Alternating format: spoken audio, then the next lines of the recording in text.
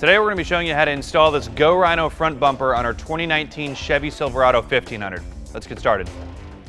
Now in our particular truck, we already have the radiator cover, grille, and bumper removed. If you have any questions on how to remove any of those, feel free to check out our removal video. But for now, we're going to go ahead and jump into the auxiliary support brackets.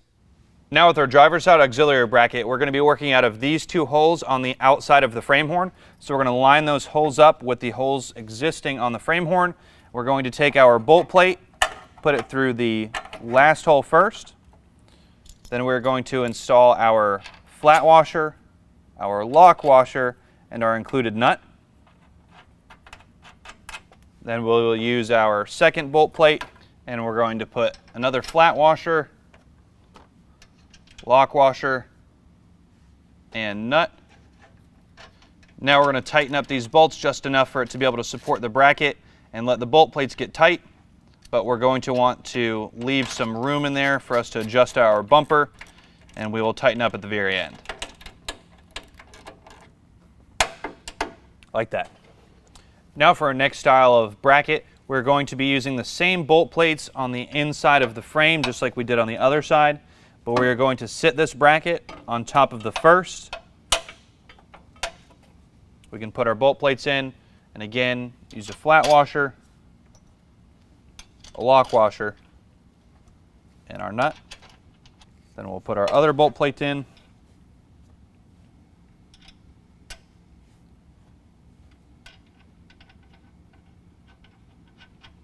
Now we're going to take two carriage bolts and we're going to drop them through the top of this bracket in order to connect the two brackets. Once again, you'll take your flat washer, your lock washer, and an included nut.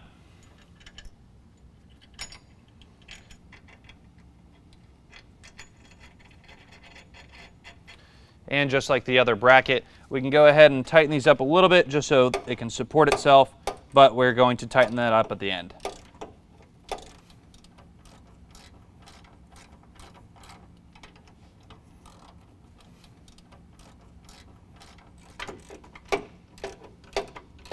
Now for our last bracket that's going to be attaching to the frame, we're going to reuse the existing hardware and the two holes on the outside. So we're going to line those up. These are 15mm bolts.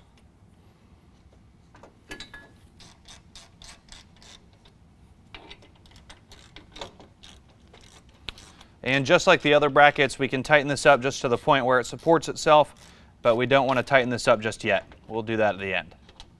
And repeat everything on the opposite side.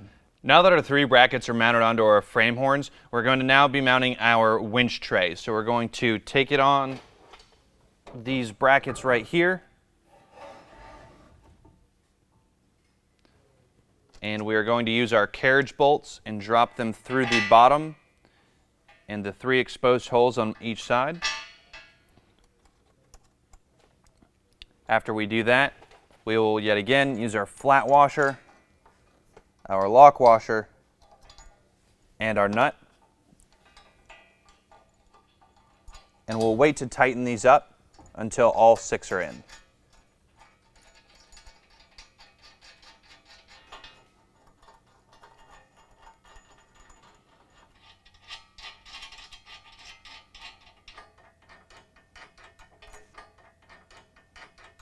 Now with the three bolts in on both sides of our winch tray, we're going to take two more hex bolts and we're going to insert them on the side into the threaded nut on the winch tray.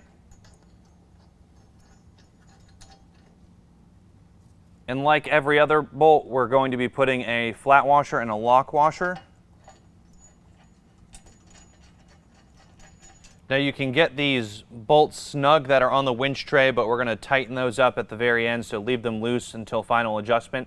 But now is a good time to go ahead and install your winch. Now before we can mount our bumper, we're going to need to take off the modular grill plate so that we can access the three holes on the side of our brackets and winch tray. We're going to do that using a 4mm Allen key.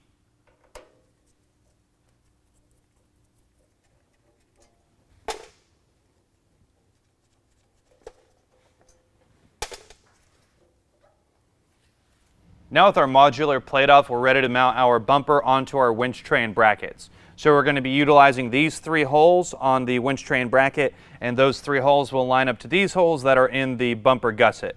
We're going to go ahead and do that now. Now we're going to place our bumper on. We're going to line it up with the 3 holes on each side of the bracket while lining up the shackles to go through the center of the bumper. With our bumper in place and our 3 bolts in on each side, we're going to go ahead and tighten those up. We're not going to completely tighten them just yet because we're going to do the brackets first, but we're just going to go ahead and make sure that it's going to support itself and not move on us.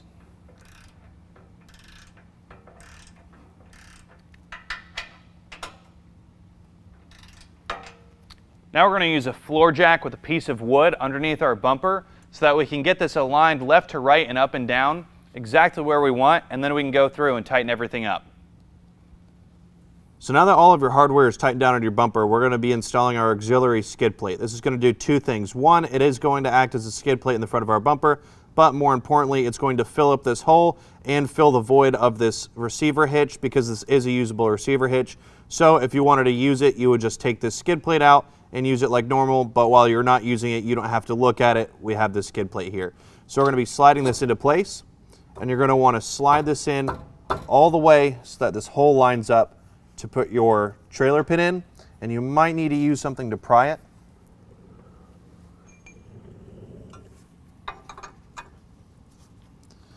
It is a snug fit with the pads around the edges here.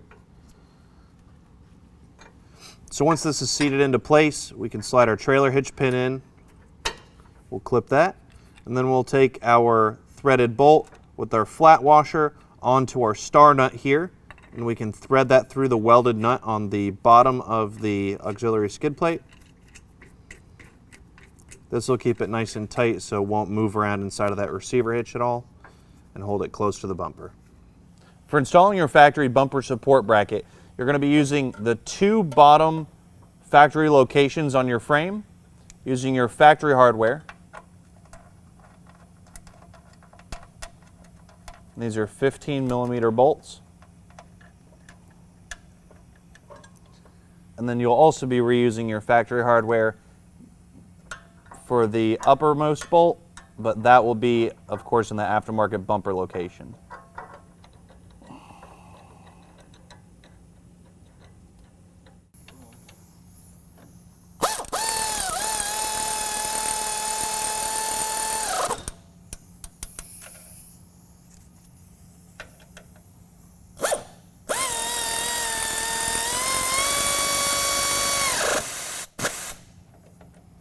Make sure you're going to use the open end of your wrench when holding the backside of this nut, otherwise it can get entrapped.